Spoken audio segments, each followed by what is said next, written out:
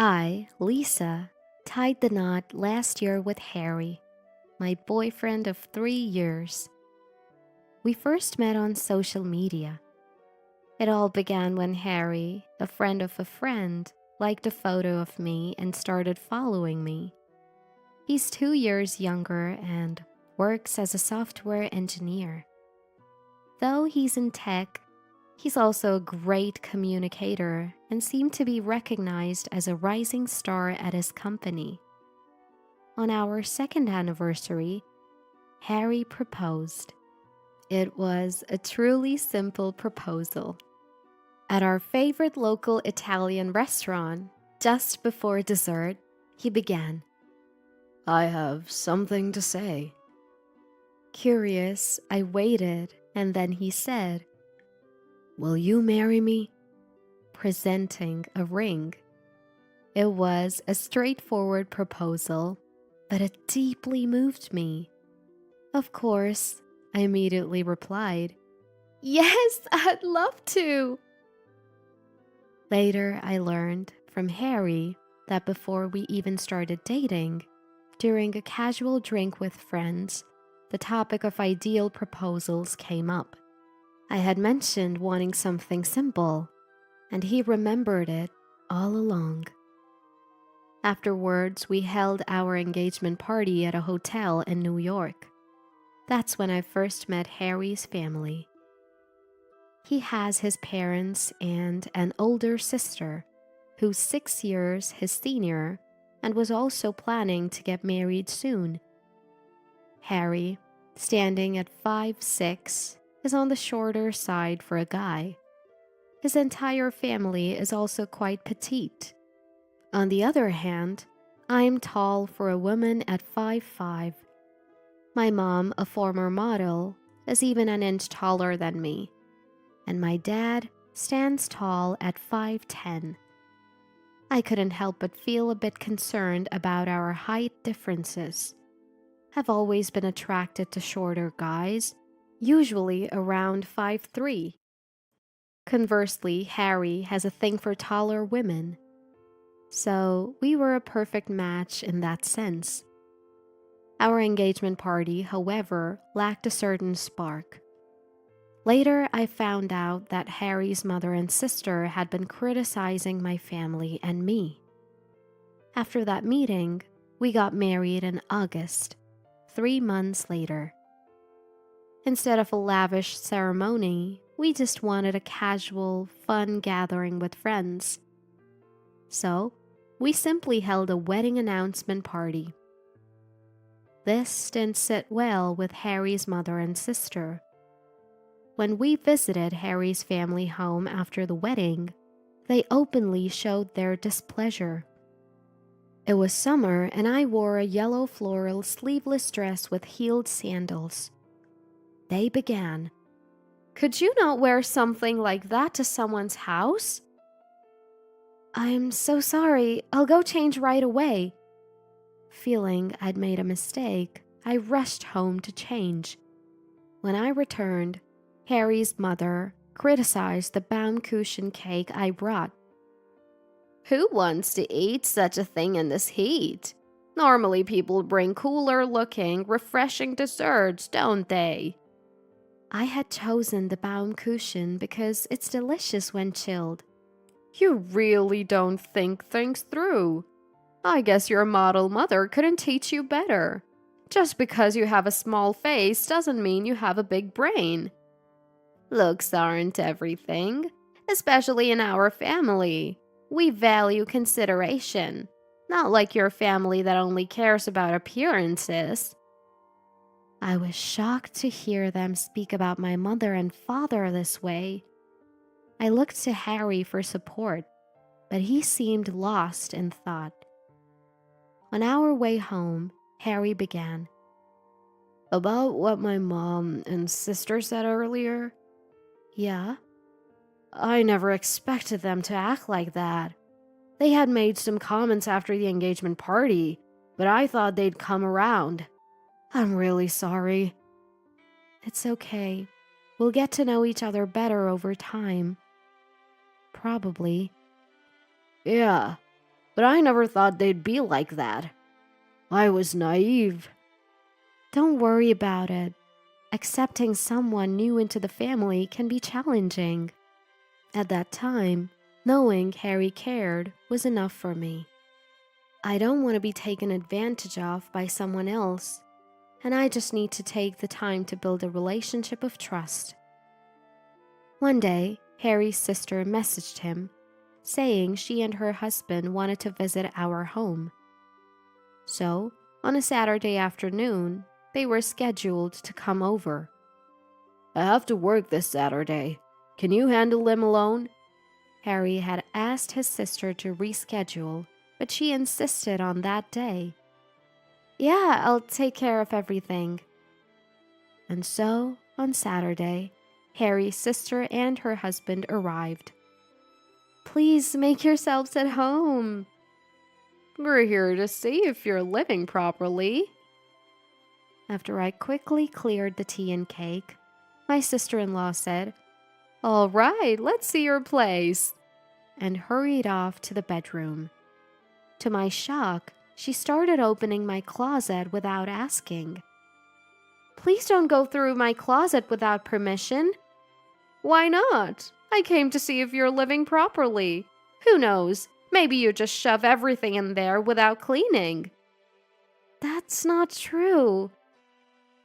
Then she began taking pictures of the closet's contents with her phone. Hey, what are you doing? Don't take pictures without asking. My mom asked me to. She wanted photos. It was so rude. She checked every drawer, even commenting on the color of my underwear, took pictures of the dresser's contents, the bathroom cabinet, and even under the kitchen sink. She meticulously photographed the living room cabinet where we keep our valuables. No matter how many times I asked her to stop, she continued taking pictures throughout the house. In the living room, she noticed our high-end brand TV, a gift from my parents, and remarked with a hint of disdain, You have a pretty nice TV. She then snapped a photo and said to her husband, who had been silently following her, We need to step up our game. That night, after my husband returned from work, I told him everything. I couldn't help but cry a little. We might need to set some boundaries. My dad has been giving me some intel too. Really? Just wait and see. In April, it had been 5 years since my husband's grandmother passed away, so there was a family gathering. Since we didn't have a wedding, this was my first time meeting my husband's extended family. His family originally moved from Atlanta, and the gathering was held there. Of course, most of the relatives live in Atlanta. The gathering was overwhelming. There were so many relatives, and it was hard to remember everyone. My mother-in-law, probably on purpose, didn't introduce me to anyone. I asked my husband to introduce me. However, everyone seemed to sense the tension, and their reactions were lukewarm at best. My sister-in-law, trying to show off, deliberately chatted happily with the relatives in front of me. When I looked lost, she swooped in and said, She's so clueless. All she cares about is her looks. Come on, help out. My mother-in-law joined in, treating me as the clueless daughter-in-law. Time passed, and my relationship with my mother-in-law and sister-in-law showed no signs of improving. One day, in early fall, my mother-in-law suggested a family trip. She wanted to go to Boston since the Acela Express passed through there. Everyone agreed, and it was decided that my father-in-law, mother-in-law, sister-in-law, husband, and I would go. My brother-in-law couldn't join due to work. I was looking forward to the trip in September when the weather was cooler. However, I was worried about being harassed by my mother-in-law and sister-in-law during the trip. But this time, my husband would be with me. I had never been to Boston, so I was excited. We planned to use a long weekend for the trip. On the day, while my husband and father-in-law were buying snacks, my mother-in-law suddenly said, Oh no, I think I left my glasses at the cafe we were at earlier. The cafe upstairs? Yes. Can you go get them? Which store is that? Isn't there an area on the second floor where there are several stores lined up? It's a self-service cafe over there. But our train is leaving soon, isn't it? That's why I'm asking you to hurry. But do you expect me to go through the trip without my glasses? I didn't mean... Just go! Reluctantly, I ran off to find her glasses. There's no way I'd make it back in time for the train. I ran as fast as I could. We've got the snacks. Let's hurry. Let's go. Where's Lisa? She said she needed the restroom and went ahead. All right, let's hurry then. By the time I returned from the cafe on the second floor, having confirmed there were no forgotten glasses, the Ursula Express had already departed. I knew it. From the start, my mother-in-law and sister-in-law had planned to leave me behind. On second thoughts, as I was processing this, my mother-in-law called. We've already left, she said, her voice dripping with glee. But I retorted, Yes, I'm aware. Take care. What? What did she say? From the other end, I could hear my sister-in-law. She's acting tough, saying take care or something. Poor thing, left behind and still trying to act strong. Just before the call ended, I overheard my husband and father-in-law saying they were going to the restroom. About 20 minutes later, the Ursula Express arrived at New London Station. Where are the guys? They're taking a while. Maybe they stopped for a beer. In reality, my husband and father-in-law had gotten off the train. Unbeknownst to my mother-in-law and sister-in-law, they returned to Metro Park Station, paid for round-trip tickets, and met up with me. Our real destination for this trip was Washington, D.C. My father-in-law had informed me of the scheme my mother-in-law and sister-in-law had planned. He was furious at their constant harassment. He once confronted them, saying, Enough of this nonsense. Lisa is a good person and important to Harry. But they dismissed it. Dad, you're just blinded by her looks. Men are so easily deceived. They didn't even try to listen to their father-in-law's opinion. Their ill intentions continued, and my father-in-law decided a harsh lesson was needed. So, he and my husband hatched a plan to leave them behind instead. On the contrary, my plan is to leave my mother-in-law and sister-in-law behind. Thus, my mother-in-law and sister-in-law were left on the Ursula Express, likely not realizing until they reached Boston. They probably didn't bring much money, expecting my father-in-law to cover all expenses. My mother-in-law and sister-in-law were in for a tough time. They had no hotel to stay in. My husband had taken care of the travel arrangements, and he had canceled the Boston hotel reservation the day after booking it.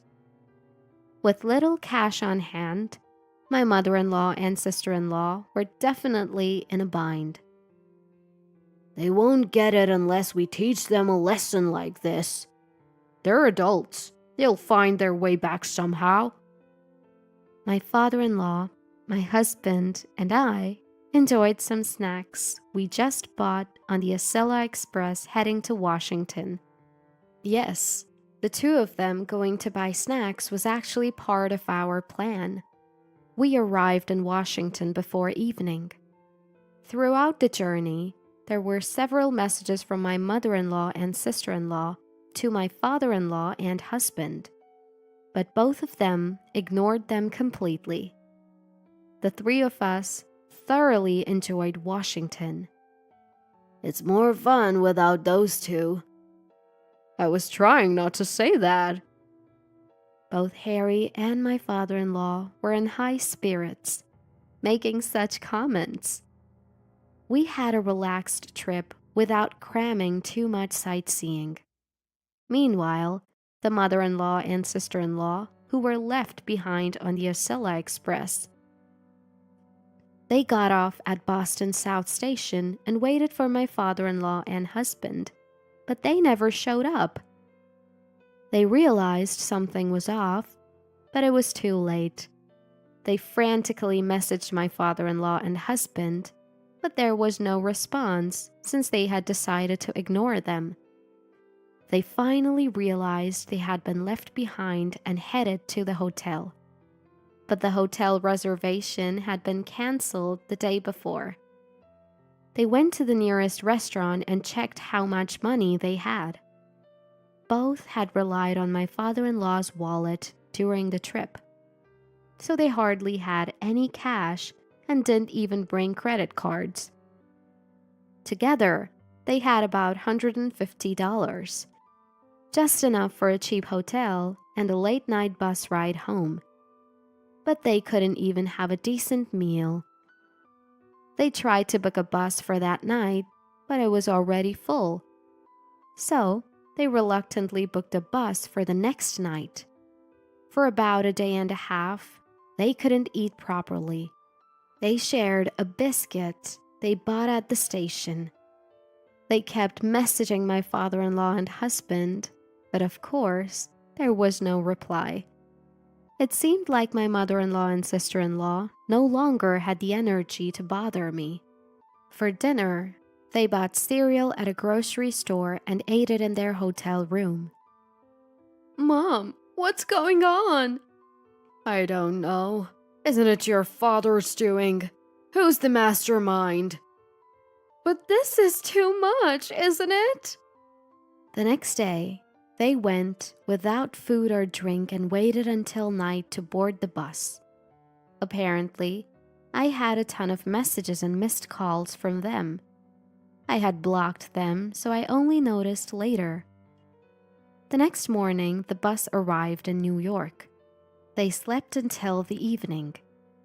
By the time they woke up, my father-in-law, my husband, and I had returned from Washington. I went back to our apartment first, and my husband went to his parents' house with his father. We knew from messages that my mother-in-law and sister-in-law had somehow made it back. As soon as they got home, they confronted my father-in-law and husband. My husband and I were on standby, called by my father-in-law. What's the meaning of this? We had very little cash and went through so much. We did it because you two planned to leave Jamie behind. So, Harry and I plan to leave you two behind. But that's cruel. It's her fault. She pointed at me. I wasn't sure how to react, so I just smiled. I am so pissed. Stop smiling. My sister-in-law threw her bottled tea at me, but my father-in-law deflected it with a chop and it hit my mother-in-law's forehead. Ouch! I struggled to hold back my laughter. Haven't you two learned your lesson? My father-in-law shouted. Mom, sis, stop this. It's embarrassing. My husband laughed. What's embarrassing? She's the embarrassing one. Enough. If you keep this up, I'll divorce you. What? Divorce? My mother-in-law turned pale. Sis, Mom, just stop, or I'll get really mad. The word divorce completely demoralized my sister-in-law and mother-in-law. It's because of you two that this happened. Just accept it. My mother-in-law and sister-in-law finally broke down in tears. Father, Harry, it seems they're truly remorseful. Please forgive them. I never wanted things to end this way. Please, I beg you. I pleaded with my father-in-law and husband. Jamie, we're so sorry. And there, my mother-in-law and sister-in-law vowed never to harass me again and apologized for everything they had done. Thanks to me, talks of divorce and disownment were off the table. Little did they know, this was all part of my plan.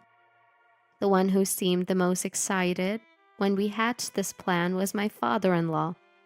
But that's a secret. Half a year has passed since then. Recently, both my mother-in-law and sister-in-law have started treating me normally. Now, the three of us even go shopping and visit cafes together.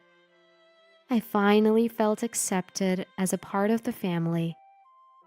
Next year, I hope to go on a Boston trip with the entire family. This time, without any hitches.